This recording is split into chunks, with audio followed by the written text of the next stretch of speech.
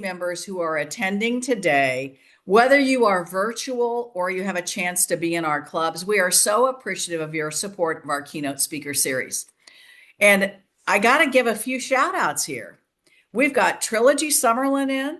We've got Trilogy Lake Norman, who is shouting from the rooftops that they have 25 people in attendance. So, congratulations to you guys. Love this chat feature. We have Trilogy San Juan Oaks. We have Verterra, a Trilogy boutique community located in Bonnie Lake, Washington. I have Trilogy Bigford located in California, and of course, Trilogy Lake Frederick. And I know I left somebody out, so I apologize for that team.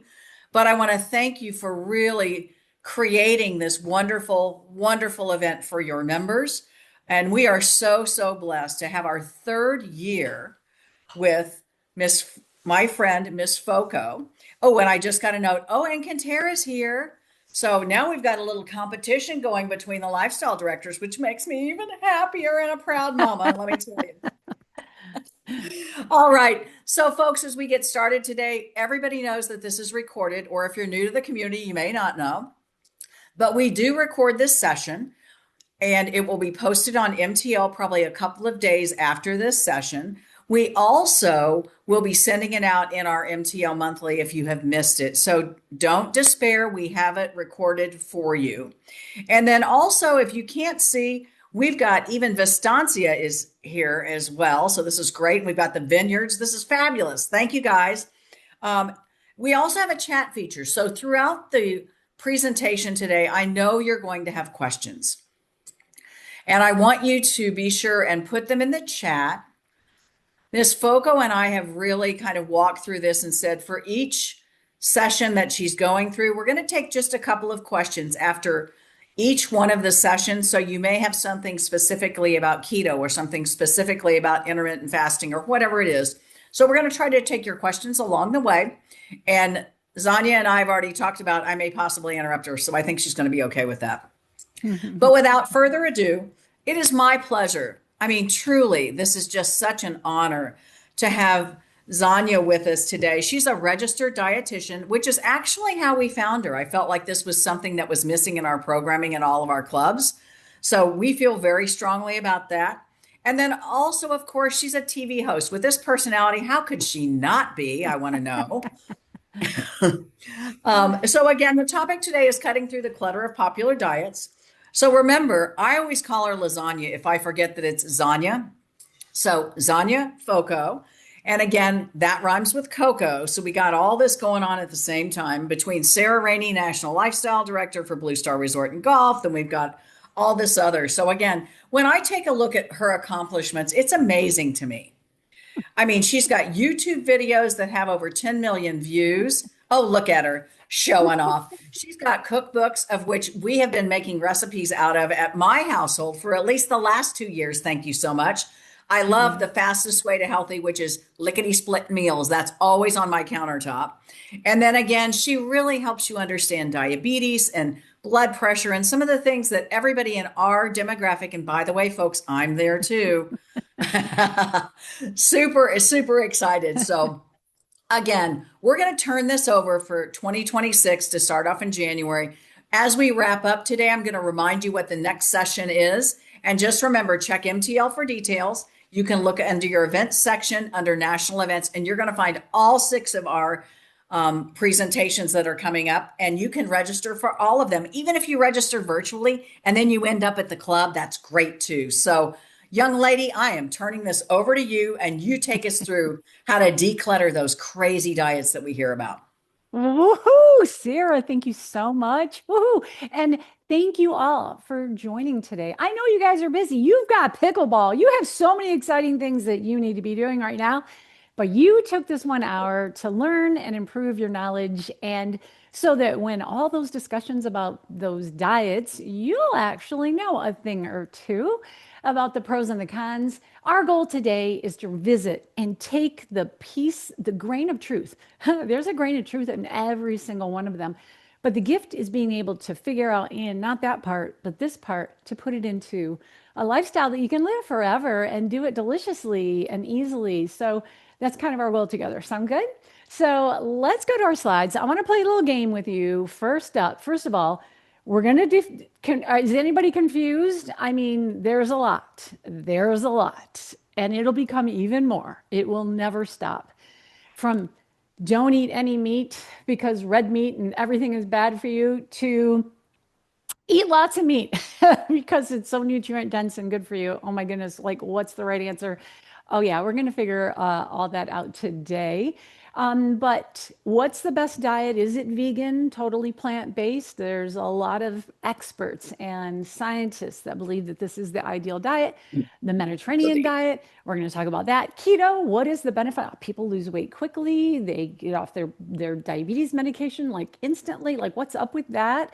And intermittent fasting, what's that? And how does that play? So you're going to know the answers to each one of these in less than an hour. So here we go. But to play this first game, I want those of you in your watch parties, whether there's two of you or whether there's 25 of you, I love it. In your groups, I love it. If one of you can be the person who hoovers over the chat there, I want you to put in what you think. And we're going to play this game called Name That Food. I need you to say it all with me. Name that food. Here we go.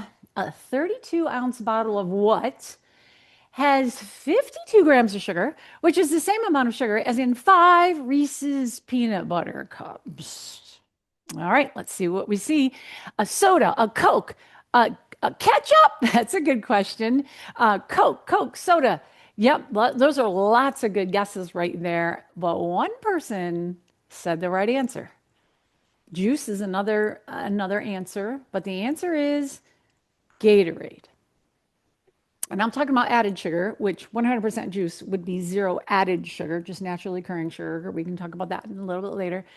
But Gatorade, how many times do we think, oh, I worked out, I need to replenish my electrolytes, and there's a lot of sugar in that? Okay, you did good. Are you ready for the next one? Here we go. Name that food. The cereal what is marketed as high in good for you antioxidants and fiber, but contains more sugar than Fruit Loops. What do you think it is? Yes, I'm Granola. curious. Okay, there's an idea. Raisin Bran, Mm-hmm. Special K. No, Special K is not Oh, that high no. in sugar. Life, granola. Those are some good guesses, you guys. Are you ready for the answer? The answer is Kellogg's Smart Start. Yeah, Kellogg's Smart Start. Wait a minute. I can bet you there's a lot of commercials for that in January because lots of people are starting off their diet really good. And it's Smart Start. How can that have more sugar than does Fruit Loops? You can't judge a product by what it says on the front. Look at this. Fiber, heart healthy, original antioxidants. You would think that this is like the most healthy thing you could have for breakfast. But added sugar, they're not mentioning that. Yeah. All right. You ready for the third one, third and final? Here we go. Name that food. According to brain imaging, what is as addictive as cocaine? Sugar, sugar, sugar, sugar, sugar, sugar, sugar. Somebody said social media. I like that answer. Good one. The answer, oh, chocolate. Yeah, no, the answer is sugar. Yep, sugar, the sugar that's in chocolate. So, um, yeah, they can look at the brain and they can see the pleasure centers light up for using cocaine versus sugar. It's amazing how it's just like one level less than actually cocaine. So it's really lights up. It is addictive. In fact, I'm going to share these slides with you. They will be posted at my Trilogy to Life, MTL.com. And so you'll be able to go to each of these or links to each of these studies that actually where we've learned this. Because when I was learning to be a dietitian in college, okay, maybe 30, almost 40 years ago, yeah, 40, almost 40 years ago. Um, yeah, looking at all of the studies then, they were like, no, we have no studies to confirm that sugar and certain foods are addictive. But now we do. Yeah, there's a big difference. And food is addictive. And I remember being a student going, Oh, I know it's addictive because I've experienced it. I know. And usually that's why people become a dietitian is because they experience the struggle with food. And I've certainly have experienced the struggle with food. I have certainly gone on every diet there is. I am here because I'm passionate about this subject. And I'm here because I'm passionate because both my parents have dementia. My mom passed away with Alzheimer's disease, and my dad had a stroke and also has dementia. So I'm looking at all the things that we can do to protect our health and have a healthy weight and do it healthfully and deliciously. So let's get back to that. So sugar is something we need to do. And I was asked this question by email. Lots of you have emailed me questions. And please know that when you register for a webinar and you reply to it with a question, it goes right to me. So feel free to ask me questions. And this person asked, what modifications are recommended for senior adults 70 years or older? And so I want to answer that. Number one is 70 years and older is for you to really take a check about sugar in your life. Where is sugar coming in for you? Because sometimes when we're retired, sometimes we think a few cookies over here and a dessert over here, and we've worked hard, and we think it's moderation. We're like, oh, it's moderate. I just have this slice here, and I have a slice of pie here, and yeah, there's maybe sugar in this or that or this beverage, or we don't realize this new coffee drink has like a lot of sugar in it. So I'd like for you to really think about it and really see what changes you can make and how fruit can star as the dessert many more times for dinner. And when we just position fruit in a nice little parfait cup sliced up and served to our spouse and to us, when we're used to having dessert maybe every night after dinner, even just an orange, having an orange every night for, as your dessert to end your meal, a lot of times that can serve as pie. Some of you are looking at me like I'm crazy. And some of you are like, yeah, yeah, I know what you mean. And it is adjusting those taste buds so that we're not don't like things real sweet, but we like things less sweet. And that little bit of natural sweetness just bing hits the money. So looking at sugar, that is a number one to answer that question of things that people 70 and above should do. And it's children and all ages. So all of us need to do it. The next question is, but we can have some sugar. Yeah, we can. This is not a zero for the rest of your life thing, but what is moderation? Like we all think, is a couple desserts in a day or one dessert in a day enough? Is that moderation? Well, the American Heart Association has been the only organization that came out with amounts. All right. Others say less than 10% of your calories from added sugars. Well, do you have a clue what that is? I mean, that's hard to calculate. So they put it into teaspoons. Now, that's 4 grams per teaspoon if you're looking at a product that has it listed in grams. So that's 24 grams in a day for women, or 9 times 4 is, I think it's 36, is 36 grams of sugar for men in a day, and then children 3 to 6.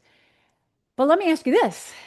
That's the safe amount. And you think, oh, I don't have 6 teaspoons of sugar a day. Well, do you drink that soda over there in the upper right there? Do you drink a can of soda? Because one can of soda has 12 teaspoons of sugar, and we can only have half of that. And that would be all the sugar you could have all day long. So sugar adds up. A granola bar has like 3.5 teaspoons of sugar in it. You don't see the sugar in it, but you can see it if you read the added sugar on the label.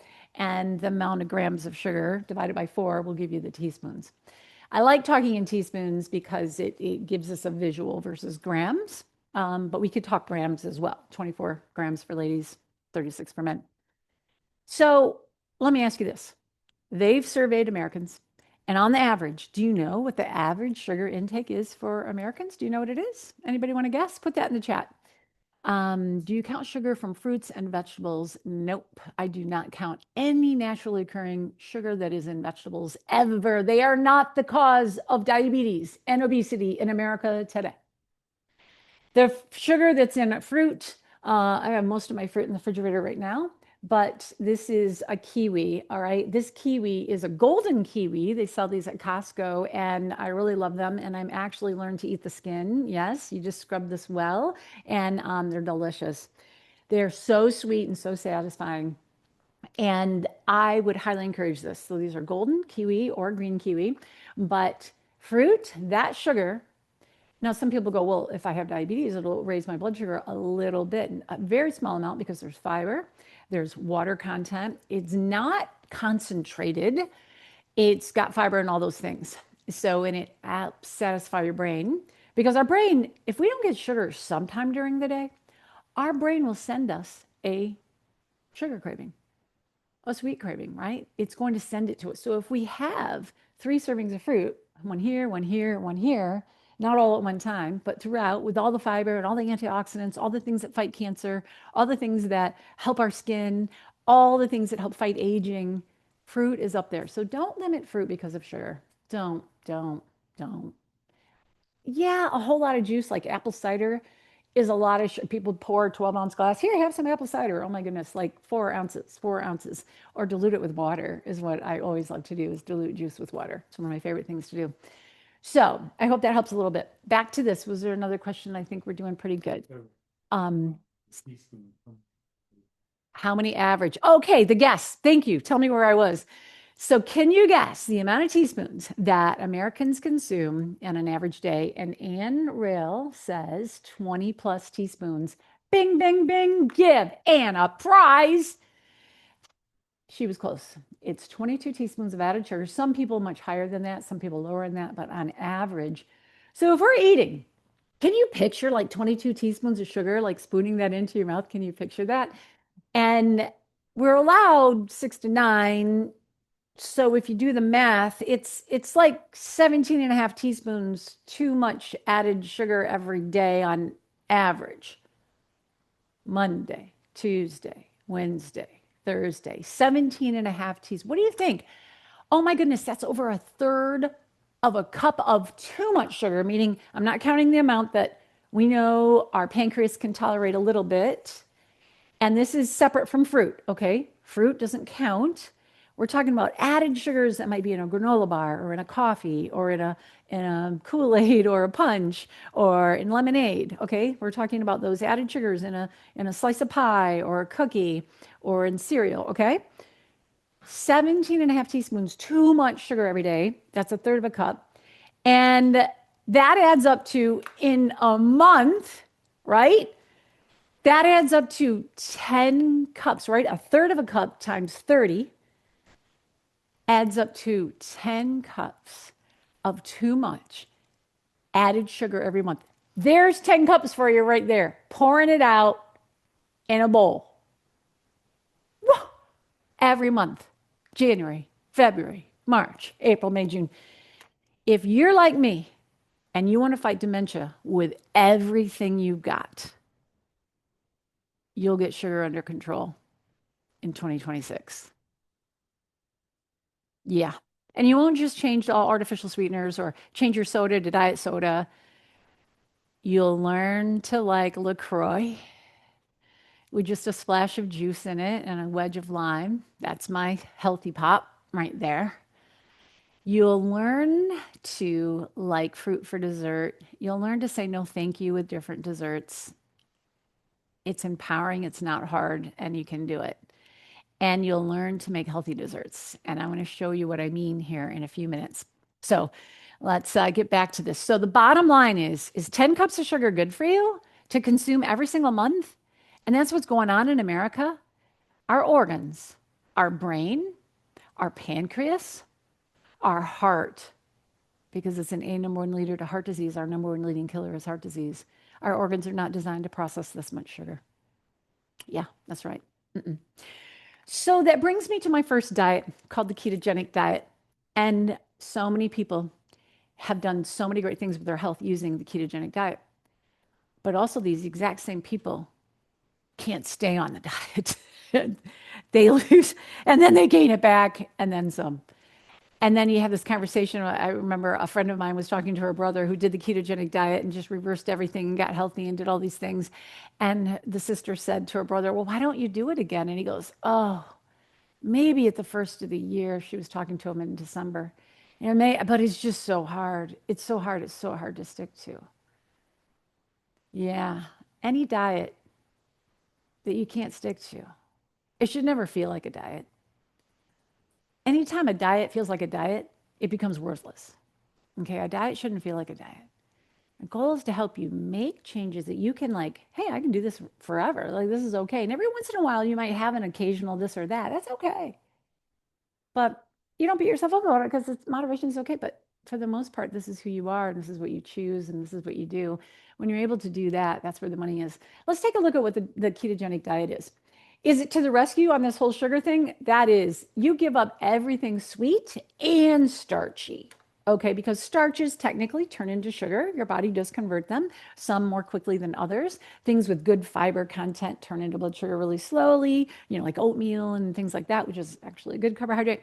But on keto, you can't have anything good for you. You can't have, of course, cake, candy, cookies, soda, juice, sweet tea, lemonade. Hallelujah. I think it's great. Those people on keto, like they just no thank you, no thank you. That's got sugar, no thank you. Like they're just like, man, they like do this for months on end. And it's like, that's an improvement. But they also don't have potatoes, corn, popcorn, chips, bread, any of those things either. And in the short term, this does amazing things to your blood sugar because, like in 48 hours, if you're having high blood sugar, it's going to drop. It is all these things. But long term on cholesterol is a different scene. People will see improvements in the first 30 days, maybe 3 months, but after that, they'll start to see problematic, and their lipid panels will not be good after time. That is, if they stick with the diet, because a lot of people can't stick with the diet. And then when they gain the weight back, then they're right back to where they were and worse than some. But you eat a lot of nuts, avocados, oils, butter, ghee, along with modest amounts of meat, chicken, pork, or fish, or few fruits and vegetables. Not many because these have a few carbohydrates, particularly fruits. They allow you to have berries, but not other things. So it's very limited. I don't know about you, but this is like a very limited diet. I have tried this diet. I believe in never being down on what I'm not up on. And so I try every diet to be able to like really understand because people say you feel so great on it. And I'm going to tell you, I feel so great on how I eat. So I did not see what other people saw, but I also don't abuse sugar. And when you go from abusing sugar to going keto, some really cool improvements in how you feel can happen. But you can also feel that just from having a healthy diet. So let's take a look. Very high in fat, low carb eating plan. And interestingly enough, there are things to learn from this diet. We're learning that avocados are great food. We're learning that oil, sauteing with oil and using some oil and things is actually really very good. Even butter, you can use some butter and coconut oil. You can use some of these oils. These are great for the brain, but we want to have enough fiber in the diet. Let's take a look at all the pros and cons. Oh, and before I do, keto promises, and this is in Dr. Adkins' book, it says, ketogenesis is as sweet as sunshine and as wonderful as sex, and but completely without near the side effects of either one. And you're just like reading this from Dr. Adkins. And he's like, you can eat all the calories you want. You can eat 3,000 to 5,000 calories a day, and you will lose weight, lose weight, lose weight because of ketogenesis. Ketogenesis, and he goes on to explain how it's this alternative metabolic pathway, and that you can eat all these calories and they go through. And it's like, not true. Let's take a look. As you look, if it's followed perfectly, the reward is a metabolic state called ketosis, where your body turns fat into carbohydrates for fuel. But is it really? Can calories be sneaked out of the body as ketones, which is what he is saying? Well, sort of. Acetone in the breath and keto acids lost in the urine because your urine kind of smells funny. Um, it it does add up to a certain amount of calories a day. So there is a grain of truth in the statement that some of the calories are leaked out of you. Does anybody want to guess? Put in the comments, how many calories a day do you think it is? I'll give you some guesses. Is it 100, 200, 500? He says thousands of calories is what Dr. Atkins said in his original books. And someone said 10, someone said 100, someone said 50. Ooh, Jody, you're close. You're close. The answer is 45 calories per day. 45 calories per day. That's the metabolic advantage to have being so extreme. That's not going to add up to a lot of weight loss. But yet, when people go on a keto diet, they lose like 5 pounds in 5 days. Like, so Zanya, do I really want to believe you? Because people lose weight. but it's water weight because the carbohydrates all come off the muscle and a lot of water goes, and that's majority of what you're seeing in those first 5 pounds that people lose. So let's talk about the pros and cons. First of all, there are some pros. People get the dangers of sugars and starches, and that is a healthy thing. So we're going to hang on to a little bit of that, but do it in moderation. There's a lot of people say, "Oh, I'm eating more vegetables than I did before because that's all I get. Like I get vegetables and meat." And you're not supposed to eat a lot of protein, but they do eat a lot of protein. People do. I mean, they say don't eat too much protein because it's not good for your kidneys, but they do because they eat too much. It's easy to grasp. The rules are like black and white. Men can follow this diet. It's meat and fats and there's like black and white, no carbohydrates. Okay. It's like moderation sometimes is hard for people, right? It's a natural appetite suppressant when you do have this 45 calories going out via ketones and the ketones in the brain and how the brain operates. People report, that I mean, the weight loss is keeps their motivation high. So they're just like, oh man, I've made changes for a day and look, it's showing up on the scale already. I mean, that's such a motivational high, right? It drops high blood sugar levels, at least temporarily. I'm going to talk about why it's temporary. And this purported mental clarity. Well, I have mental clarity on the diet I'm going to tell you about. But keeping sugar low, doing the right kinds of carbohydrates in the right amounts gives you great mental clarity too. But for these people, they're seeing mental clarity because they weren't in a good place before. Do you see? And here's the cons. Whenever you analyze the ketogenic diet, the reason why people lose so much weight is it's a 1,400 calorie diet. It's when you can't eat all these foods, but you can eat all the butter you want, but you can't have bread with that butter. How much butter are you really going to eat? When you eliminate so many food groups and you can only have certain things that are so limited, you it makes you eat a 1,400 calorie diet. I've done this. I've analyzed so many people who are doing the ketogenic diet. And I say, hey, do you want me to analyze your diet? I can tell you if you're getting all your vitamins and minerals. I've got a computer. I can do it. And they're like, sure. And they write it down and they give it to me and I analyze it and I go, oh, how many calories do you think you eat? And they're like, thousands. I think I eat thousands because I'm eating fat and, all these things that are fattening for, foods. And it's like, well, it's 1,400 calories. And they're like, 1,400 calories. I go, I know, it's just like magical. I don't know. It's just like a magical way. People can't eat more than 1,400 calories because there's like this appetite suppressant. You can only eat so much fat. So they think you're eating a lot, but they're really not. So I want you to know that that's why it works. And water weight is why it works. Let's go back to those slides. But it's nutrient deficient. Every time it's up to like 17 nutrient deficiencies noted among keto dieters because and one of the big things is fiber. They're not getting enough fiber. Most of them are lucky if they get 13 to 17 grams of fiber in a day. And that comes from grains, right? It comes from legumes, and they're not allowed to eat those. So it's really detrimental to the gut microbiome. And if there's anything, when you say 70 and above, or even 60 and above, what are the dietary things you want to do? We all want to have a healthy gut microbiome. Those gut buddies in our belly, we want them to be healthy and have a great variety and not just the good guys less and the bad guys more. That's what gives us cravings, and that's what gives us gastrointestinal upset and gastroesophageal reflux and just digestive complications and problems. We want smooth digestion. We want all that to work well. And very important, we want the gut microbiome. And if you want to put a sledgehammer over the gut microbiome, you will definitely take fiber out of your diet. Fiber is the snack chips that the gut wants to eat. It's risky to the heart and the prostate. It's harmful for those with diabetes. Maybe it's great for them initially, but then it makes carbohydrate intolerance worse. And when I give you the slides, this is an active link that goes to a video by a doctor, Dr. Greger, who explains, like you think, wait, isn't getting rid of sugar and carbohydrates really good for people with diabetes? Actually, you want to improve their carbohydrate their sensitivity instead of improve the intolerance. They don't work well. And so these people can't follow this diet forever. And then when they do, they have terrible tolerance to carbohydrates. You've got to teach the body to be able to work with carbohydrate properly. There's hair loss and kidney stress, too much.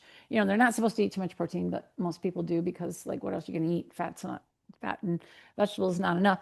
And then flagrant use of processed meats. People use a lot of processed meats like bacon and every keto diet. If you don't have bacon on it, then there's no way you can follow it because bacon's the only happy food really on there. So processed meats, I hate to tell you, but there are so many studies linking it to colon cancer, esophageal cancer, stomach cancer. So we really, really want to have less processed meats in our diet. So that's another thing for 70 and above and for all of us to make sure that processed meats are not relied upon. And often when we don't want to cook anymore, and that's what we put in that, you pull out that drawer and you open it up and it's got a lot of processed meats in it. All right, and too restrictive for most people. So I want to answer something for you, and that is I want to show you these Snickers inspired dates. I didn't have a recipe until like 4 hours ago. I said I got to show these guys a recipe. So I'm sorry I didn't send you the recipe ahead. So I know all of you groups, you would have made these in advance and be tasting them and enjoying them. I know you would. We'll do that in the next session. I'll make sure you get the recipe in the head. And I'll show you how to make these. Yeah, Sarah, I should go I have a faster. couple You're of going to quick say? questions. Yeah. No, I'm not going to say, but you should. Anyway, which is best overall, stevia or honey? Yeah, that's a great question. Two answers. I use both honey and stevia. So which one's better? The stevia will have zero impact on your blood sugar rise. So a person who's really working on that. Honey, but honey will count in those 6 teaspoons that you're allowed for Yeah. us ladies. And what was it, 9 teaspoons for the men? So honey counts in there. So I use honey and I use maple syrup. I also use a little bit of brown sugar in some recipes. I'm going to show you that in a minute. But stevia will be in one, I would say stevia might be a little bit better in the fact that stevia is just, I like the liquid drops. I like the powder. I have the powder and I use that too. The other one is monk fruit. Monk fruit, I think, is pretty safe on the Center for Science and Public Interest. Feels like we should caution with it because there's not a lot of studies to show that it's safe, but we just think that it's safe since it's used quite extensively in China. But it's a product that comes from China. And so I tend to like stevia better than monk fruit for that reason. And I do use this to sweeten my mushroom coffee that I drink in the morning. Yes, that's what I drink in the morning, and I like it to be just a little bit sweet. So that's what I'm talking about. I hope that answers that question. Great question. Yep. I do And use then honey and maple syrup. one All more quick right. question. By the way, I use the liquid stevia in my coffee as well. So, and then we have I another question here. What do you think about juicing fruit and vegetables? yeah, I think that two things. If you're a person who has cancer and you're fighting for your life and you can't eat very much, juicing fruits and vegetables will get you nutrition into you that it frees it from the fiber and you can get it into the cell and it's really great. On the other hand, and you need to gain weight because you need the calories and you're just not able to eat a lot. So juicing can be really great in a lot of situations. And I have a juicer and I choose to use it occasionally.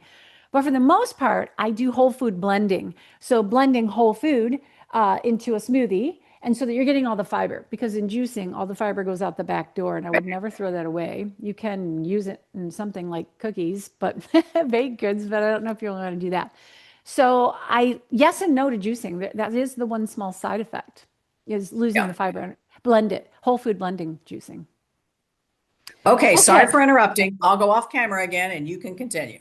Well, I'm realizing that as usual, prepared a lot of content that I went faster in my rehearsal. But anyway, I love it. I love the interaction. Okay, so here we go. I want to show you these Snickers inspired dates. It's just peanut butter and dates. Now, y'all know how to buy dates, right? I'll show you the bag in a second. Dark chocolate chips, coconut oil, chopped peanuts, a dash of salt, right? Let's do this thing. This thing is pretty easy to do. Now, you're going to melt some chocolate chips. You see these are 60% dark, and I'm using just a quarter teaspoon of coconut oil because coconut oil is going to help it set up and be solid, which is really nice. And then you could do it in the microwave, but I did it on stovetop. Now there's what the dates look like. And there I'm putting some peanut butter in each one. It just takes a couple of minutes to do. And then you take that melted chocolate and you drizzle it over the top. And then you fill it up with some chopped peanuts. Some people put a whole peanut in each one, or they put an almond in each one to make it even more that way. But you just put this together. And I make these up. You can store them in the fridge or the freezer. And when you bite into that, you'll go, oh my gosh, that tastes like a Snickers. And dates are amazing. Dates, you can buy them lots of different ways. I bought this one at Costco. There's medjool, and then these are not medjool. So, these are deglet nors instead of medjool. Dates are loaded with fiber. They're loaded with potassium, which is one of the things we don't get enough of. When you get that, it sends a wonderful hit to your brain. Wow, I had something sweet. Thank you so much. And you are satiated and happy. I eat one of those. It's very satisfying. If you have a second, okay, great. But that you won't want a third because they're so sweet and satisfying. I just really think you'll love that. So that's pretty easy. I'll show you where the recipe is at eatrealamerica.com. I'll show you that in a minute how to get that real quick on your phone. Actually, right there. If you want to hold your phone up to that little zappy code, it'll take you to the section at eatrealamerica.com where we have like 100 free recipes. And I would love for you to see these. I believe in healthy cookies that either are sweetened just with fruit, they or just a couple of chocolate chips. Just moderate amounts of little bit of added sugar, maybe some maple syrup. Those cookies right there have some maple syrup and almond flour, but really low amounts so that you can fit into those guidelines really simply. And that chocolate fudge layer cake is no added sugars at all. It's just sweetened with dates, both that yummy frosting and the filling. So it's really pretty amazing. So those are some ideas. Okay, we got to go a little faster. I hope that gives you some ideas. That wouldn't be a keto approved, the Snickers inspired, but I'm not suggesting you do keto. What I'm suggesting is that you hang on to the things that we learn from keto, like saying no thank you to standard desserts, because that's what keto people have to do, and bringing your own desserts and making that your own place for that, because that's what keto people do. And that's what I think you can do too. And moderating starchy foods, we do need to moderate them, but it's a smaller amount, like one serving at breakfast, lunch, dinner, smaller amounts, but not zero. That's what I think. All right. What is intermittent fasting? Intermittent fasting is something pretty amazing. In a nutshell, IF, intermittent fasting, is a hard stop line in the sand from eating. It limits a person's eating time, successfully decreases overall calories. Because when we can eat at any time in the morning, noon, afternoon, dinner, and then night, when we're allowed to eat anytime we're awake, food decisions are so hard and we tend to overconsume. So when you have this hard line, it's going to help you contain your consumption. We've seen it over and over again. It also offers additional health benefits. In addition to that, it resets digestive enzymes and insulin to a more efficient digestive system. Voila, that's helpful. There's autophagy and cellular cleaning where we reabsorb sick cells. That's like a really interesting scientific find that we found recently. And then there's improved mitochondrial function. This is the powerhouse of your cell. I know it sounds like fancy wording, but it makes your cells work better. And increased fat burning. It's direct to fat stores, 12 hours of every 24. So if you're trying to lose weight, you want that direct burn. You want that. And that really helps you get there, because when are you going to burn fat? You got to burn fat sometime. And in that intermittent fasting time is when you're doing it. It also fixes, okay. I probably shouldn't like cures. I mean, I really shouldn't use that word. But in 9 out of 10 times, if you stop eating 4 hours before bed, you won't have gastroesophageal reflux at night, which is when a lot of people have GERD and they have to take medication for it. But yet they still keep eating at night. But yet, if they did that, there may be some other things like coffee. There may be a few other things that you have to moderate and change to totally get rid of your GERD. But I'm going to tell you, you can get rid of GERD naturally by making some changes to your diet, being your own scientist to figure things out, but not eating 3 hours before bed. So, would more intermittent fasting, would it be better, right? Like one meal a day or 2 meals a day or fasting for 16 consecutive hours? No. You really want to include breakfast, and a healthy breakfast is the metabolism booster. We have studies to show that those studies aren't not there. So not more. I wouldn't suggest one meal a day or two meals a day. You want to get all the fruits and vegetables, all the antioxidants, all the cancer-fighting food and fiber. But here's the bottom line: intermittent fasting, yes, but do it right. A 12 to 14-hour fast. So for me, it's 7 p.m. until about 9 or 10 a.m. is when I have breakfast. Um, and I still have breakfast, but I have it a little later, and I have dinner a little earlier. I don't know. Some of you might eat dinner really early, like 4:30 or 5, and then maybe you want to have a snack at 7, but then that's it. Like that's it, lights out. Kitchen's closed. Floss your teeth. Scott and I floss our teeth. It's like, okay, that's it, done. Not eating anything else for the night, and you sleep better, like I said, the GERD, all the things. And your body has the opportunity to burn fat while you're sleeping. So it's a really cool thing. All right, I would entertain questions and make sure you put them in there. So we'll make sure, but I want to make sure I get through all the content. Vegan or Mediterranean? I want to touch on the vegan diet. It's no eggs, dairy, meat, chicken, or fish. And for a lot of people, this is great for the environment. They might do this because they care, right? They care about our environment and they care about animal welfare. It's a whole food plant-based diet. You want it to not be Oreo cookies because they're vegan, because that's not good for you, or Skittles. Those are vegan, but they're not good for you. A whole food, plant-based. And I'm going to tell you, there's some amazing pros, and I salute anybody who wants to take their diet to this level. It's great for the planet. It's nutrient rich. It's very high in fiber. It's the highest weighted because everything you eat can have fiber in it, whereas all meat, chicken, fish doesn't have any fiber, and fats don't have fiber unless it's avocados. So it feeds the microbiome really well, and it's excellent for weight loss. People lose weight pretty much every single time. And we have studies to confirm that it prevents, treats, or reverses 13 of the 14 leading causes of death. Um, wow. It's budget friendly, environment friendly. You do have to learn how to cook. Beans, legumes, making things, learning to make tofu and tempeh, learning all those things, great. But the cons are you have to supplement vitamin B12 that only comes from animal products. But to be honest, even omnivores like myself, I supplement vitamin B12, and I think you should too. Somebody asked for people over 70. Yep, I think you should supplement vitamin B12. That's another thing I think you should do. Can be marginal in calcium and iron, and must eat 3 legume servings a day. And because to get the protein you need, and a lot of people, they're vegetarian, vegan, but they don't necessarily have beans 3 times a day, and you really do need to get the protein that you need. Doesn't directly address sugar and starches unless you make it by doing a whole food plant-based diet. So you can't just be vegan, like plants only, but whole food plants. But this is really too restrictive for most. I've done it for 30 days. I took the 30-day challenge and went vegan for 30 days, learned a lot, learned amazing meatless meals. We now eat meatless vegan 2 nights a week, if not 3 nights a week. Absolutely. Know how to do it deliciously, know how to do it well, and healthfully, but it's too restrictive for me. I believe that you can have balance. But I salute anybody who wants to be vegan. And I do think that if you had to, it's a really great, the longest lived people of the world are mostly vegan. They do use some animal foods, but in much less amount.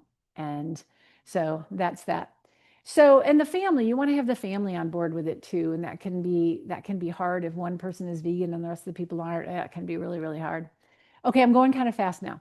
And that is the Mediterranean diet.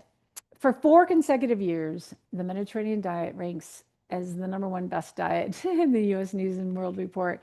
It's got vegetables, it's whole grains, it's olive oil, it's beans and fish, and it's garlic and herbs, and it's olives. And it's less limiting. It's just not fried foods like we do it. It's not processed, ultra processed foods. It's not processed foods. It's not that hard to do the Mediterranean lifestyle. And if you wanted to take like the best from each of these, then you would say keep it simple and eat real food. And I guess that's why I'm wearing a t-shirt. Eat real, right? Keep it simple and eat real. What is real food? It grows from the ground or from a tree, grazes on the prairie, swims in the ocean. That's what we mean. And it's learning to cook these foods and learning how to do it easily and deliciously without a lot of effort and as close to its whole natural state as possible. I love to go to different restaurants that are absolutely embracing this, bowls and all the different things that they're doing. I just love it. Stir fries, lots of great restaurants you can get good food like this. And I just want to say real quick, what is processed and ultra processed food? Well, there's minimally processed is like corn. And then I buy this frozen corn all the time. It's processed. They cooked it for me. They chopped it off, they steamed it, and they put it in a bag and they froze it. That's processed, but that's perfectly fine. The ingredients are corn, but this is ultra processed. That's what we need to avoid. This is the train wreck. This is the cause of blood pressure, high blood pressure. This is the problems in America, right? Here's peanuts. They're great. It's a whole food. It's real food. Even peanut butter. Great. They process it for me. I buy this all the time. But oh, wait, this brand, oh, this one they've added sugar, it's fully hydrogenated. They take out the oil, they put in hydrogenated oils instead so it doesn't separate, and the monoundiglycerides. No, this is ultra processed. So same with milk. Good milks, great. I do prefer non-fat because I like to save my fat calories for avocados and for nuts and things like that and controlling my weight. I wouldn't be able to do whole milk. But skim milk, it's a real food. It's not ultra processed, that's for sure. Just the fat's been skimmed off, that's all. And you look at this tricalcium phosphate, pectin, sucralose, oh my goodness, the sulfate, potassium, these are definitely want to avoid these. And we don't always see them, right? And we think, oh, it's carb, controlling carbs, yeah, low sugar, yeah. No, you get that plain and you sweeten it yourself with fruit yourself. Add a little stevia to it if you need to, but you won't after a while. I want you to know that there's this really cool thing that you can use an app. Have you been doing this to use an app to zap foods in the grocery store or in your kitchen? Check this out. Once you load it on your phone, it's this carrot right there. Do you see that carrot? And you open it up and look at this. You can scan a product. And let's just scan this soup. I mean, come on, creamy mushroom soup. Tell me it's not bad. Well, we're going to zap it and it's going to tell us out of 100 points, it's a 27 out of 100. It's poor. Oh boy. And you can see, well, how bad is it? Additives. It's got two additives. One is high risk and one is risk free. You can click on the more info on the additives and it'll tell you more. And you can click again and it'll tell you all about monosodium glutamate and oxidized starch. And you're like, okay. And you think, well, what else? And it says sodium. It tells you how high that is and it's too much, but it tells you the positives, what's good about it. Okay, there's some positives. But then what are some recommendations? They give you other soups that you can choose instead. And you can swipe to the right or you can see all and it swipes down and you see all of these. Now, what's so cool is look at this. It says, our selection is unbiased. No brand pays Yuka to appear here. Well, that's a breath of fresh air, isn't it? And this app is 100% free. So you can also send a letter to manufacturers, which is really very cool, and let manufacturers know how you feel about things. All right, I'm getting close to the end, and we'll do questions then. How many of you saw that our government has released the new dietary guidelines? Yes, every 5 years they release new guidelines. They were supposed to be out in 2025. They're often a little bit late. They just came out in January 2026. That's common that they're a little bit tardy. And their big thing is eat real food. And do you think I did the happy dance? Wow. It is great that they're doing a really great effort to try to say, just eat real food. Don't get caught up in saturated fats and all the things, which to be honest, I think is a really great message in a lot of ways. They're saying just ultra processed foods. We've been eating them thinking they're okay. Convenience versus convenience. Learn to love real foods and you can do it. So let me just show you really quick. A lot of people are not happy. There's a lot of questions like whole milk. Why didn't they just say milk? I don't know why they said whole milk because they're saying that saturated fat isn't the demon. What the demon is all the other things we add to something like low fat milk, but you add sugar to it to make it chocolate milk for the kids. And you think that's heart healthy when the sugar is actually worse than just giving them whole milk. And that's a point well taken. It's the matrix in which it's all done. I still drink skim milk or soy milk, organic soy milk, and I think those are your two best choices. But when you look at this, I will say that I suggest this option, stay to the right mostly. You know how you drive a car in America, we keep to the right mostly. Sometimes we go to the left and we park. Sometimes we're there for a while, get back on the road, stay on the right most of the time. Pass a car, we're over on the left a little bit. And that's one way to look at this, because otherwise you might end up with just a little too much, not enough fiber. And they say just 5 servings of fruits and vegetables a day. But the American Institute for Cancer Research wants us to eat 9 to 13 servings of fruits and vegetables a day. So I think even better is to tilt that baby and so that you've got more fruits and vegetables because we really need to use these.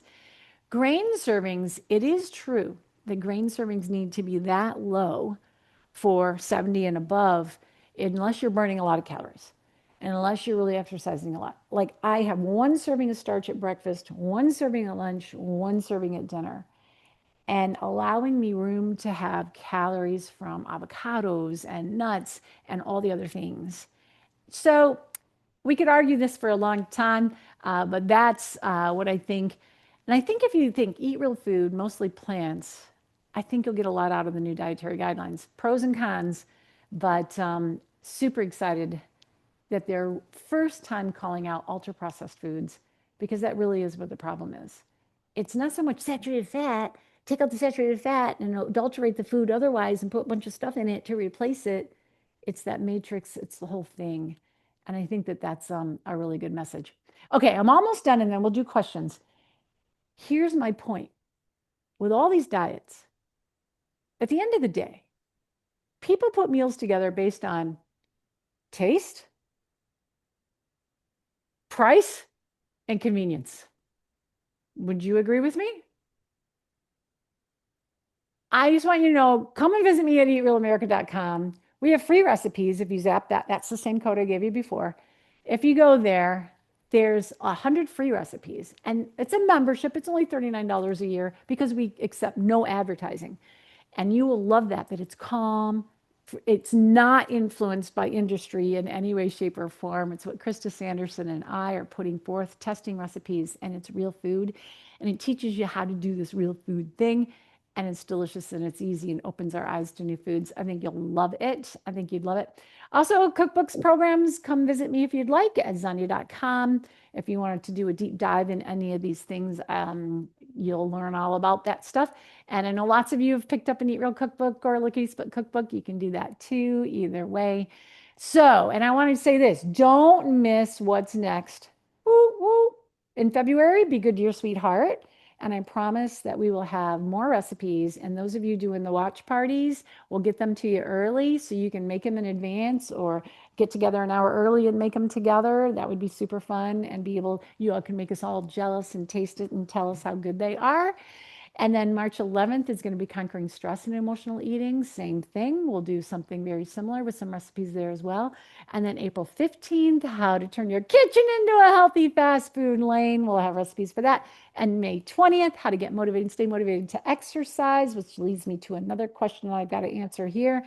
And 5 speedy meals you can make this week. That's the lineup because we're not just here to support you to be healthy one day. We're going to be trickling this into you a nice little shot in the arm once a month for 6 months. So just think 2026 is going to be, you're going to hit all those goals that you want to hit. So I want to say thank you. I'm going to do this question right here. How to incorporate balance training exercises and keep fit physically. This is, I would say, try when you brush your teeth, try brushing your teeth with your left hand versus right hand, whatever your opposite hand, and stand on one foot while you do it.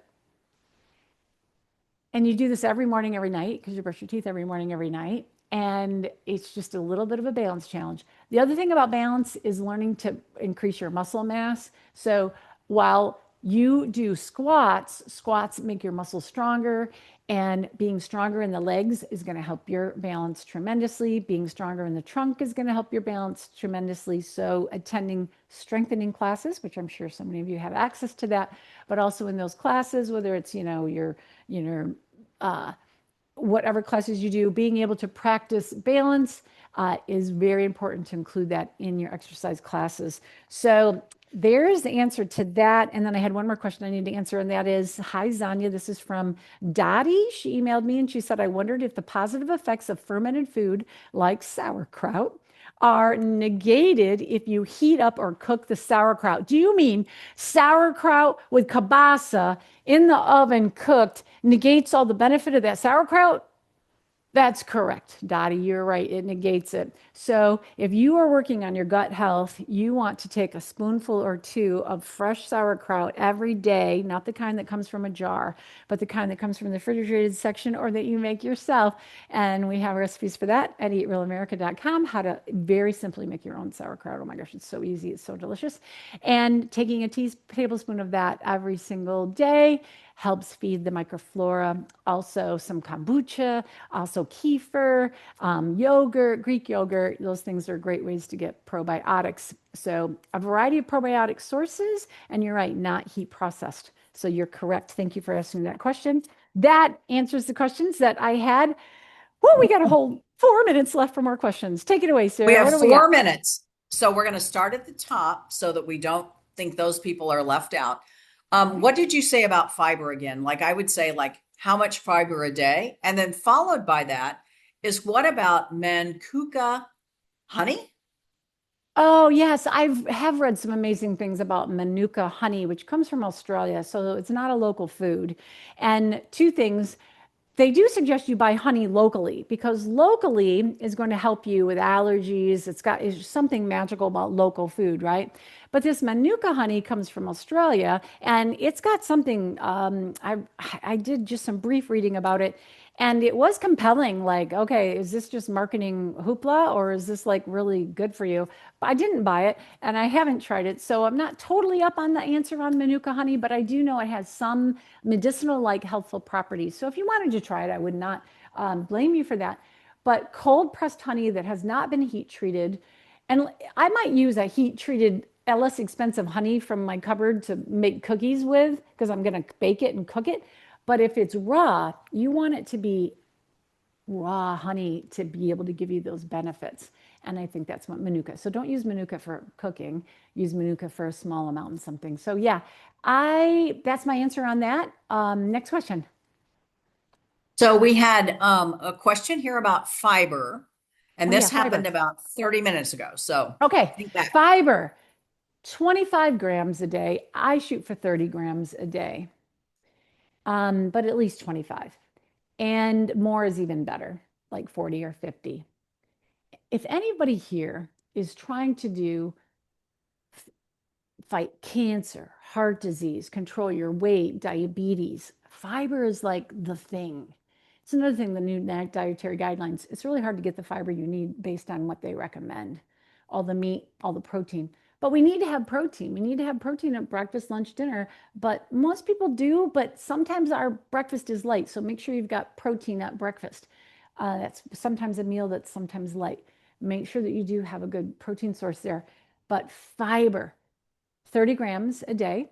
If you have 3 fruits a day, that's if you have 4 vegetables a day, like a half cup serving, fist size serving, and 3 whole grain servings a day, and a serving of pinto beans, kidney beans, garbanzo beans, like a half a cup or more of those every other day. Bing, bing, bing, you're there. And you want a variety. You want not just the same foods every day. You want to have 30 different plant sources in a week. And yeah, 30 different plant sources, not just, oh, I eat the same 10 foods every day. That's not going to give you the really great diversity of feeding. This is the one thing they've learned in the gut microbiome is plant diversity. It likes a variety of different plants and fibers. Okay, next question. Okay, we have 1 minute left and we have like 4 questions, so we have to rip through this. Okay. What about banana brownies with peanut butter and unsweetened cocoa? The next one is my doctor says that intermittent fasting, my body will think that it's starving. Yeah, that was a thought. I even taught that message before. And but in the amount of time that we're talking about, 14 hours, no.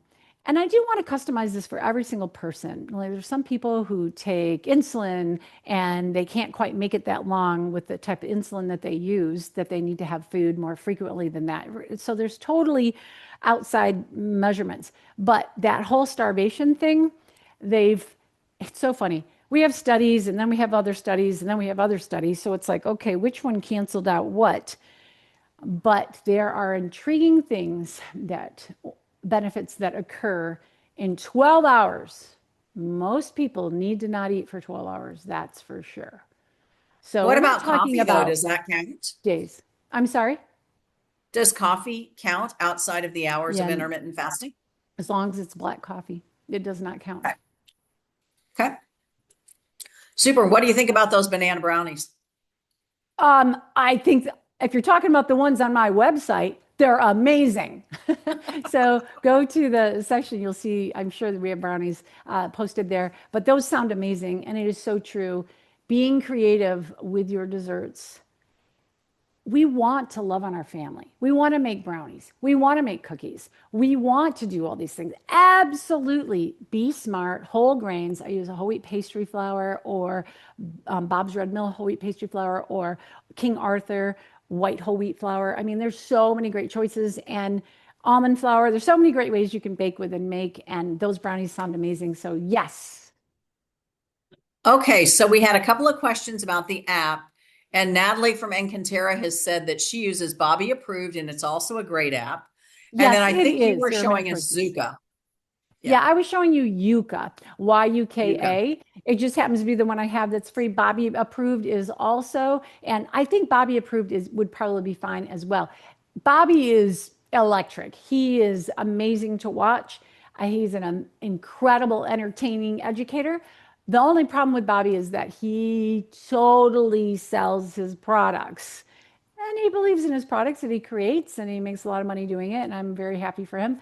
But I'm like, you know what? This thing is just ultra processed food. Like, really, all the Bobby, all his protein things and all those things and the way it's like, you think, oh, I got to have this. But that's one reason why I prefer Yuka. It's quieter in that way. And when it said, no food product pays to be listed here, that's gold to me. That's gold to me. So that's why I like Yuka. Gotcha. Okay, it's 2 minutes after. We have one more question. Sure. But once this is over, Zanya, I want you to go through and look at this chat. You are getting so many positive comments about just things that they learned last year, how much they appreciate what you're doing this year, how captivating people are by it. So thank you again. But one last question. What to do if you're trying to gain weight? Oh, great question. I am that is a serious problem because most people obviously have the other problem, but when you're trying to gain weight, I always tell people this. Keep eating what you eat for breakfast, lunch, and dinner. But in between meals, drink juice, 100% juice. Yes, the very thing that we tell everybody not to drink. Drink juice and eat peanuts, almonds, walnuts, trail mix. Do that in between meals as much as you can so that it doesn't interfere with your meals. You're still eating your breakfast, your lunch, and your dinner. And you think, but isn't juice sugar? Okay, you're trying to gain weight. This is going to help you fill up on some calories and sneak in some liquid calories, and then you're balancing it out with those nuts, which has fat and protein. So it's just you get a lot of calories in, and it's easy. So that's whenever I suggest this to anyone who's trying to gain weight, it works every time. That's my tip. Wonderful. So I'm going to wrap up for today. Remind our members that we are recording this and we'll be able to post it on MTL. There are a few people that still have outstanding questions. How can they get in touch with you, Zanya? Okay, so when you registered, you got an email. If you Mhm. reply to it, it comes to me. So I'll be happy to do the best that I can to answer that by email. I love email. Email is a great way to communicate. I also, if you didn't mind if I took 1 minute to look at a few, I bought organic bananas yesterday. Natalie, great. By the way, bananas are one of the fruits that you don't have to buy organic if you don't want to, if you want to save money, because it's on the clean 15 list, meaning they aren't And highly the other toxic. one was about lupus, Zanya. Yeah, and that's a really the lupus. I'm not an expert at that autoimmune disease, But I do know that less inflammatory foods and real foods, all the things do help bring down inflammation in the body. Dairy, for instance, is either brings down inflammation for a person or is inflammatory for a person. So dairy might be a food. You have to experiment it for yourself to find out if it's inflammatory. Like it's inflammatory for me. That's why I don't have a lot of dairy in my life. And that is because it makes it phlegmy and phlegm production. That is a inflammation response. So we need anti-inflammatory foods for you, which is fruits, vegetables, whole grains, and sometimes grains, maybe gluten. You may want to avoid gluten.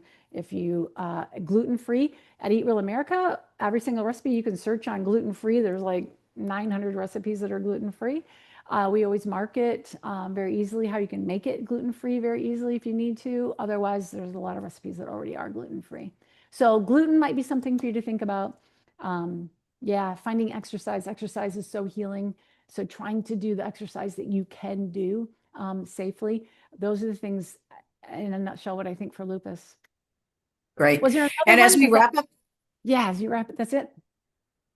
so I think we got them all in at the under the wire, I might say. We're at 3:06. So thank you for hanging on, folks. Just remember, February the 11th, we have the next one, which is Take Care of Your Sweetheart in honor of Heart Month. So until then, members, we'll see you next time. Thanks, everybody. That's Mr. Bye. Scotty saying huge Thanks, applause for Scott. Mr. Scotty. Thank you, Mr. AV.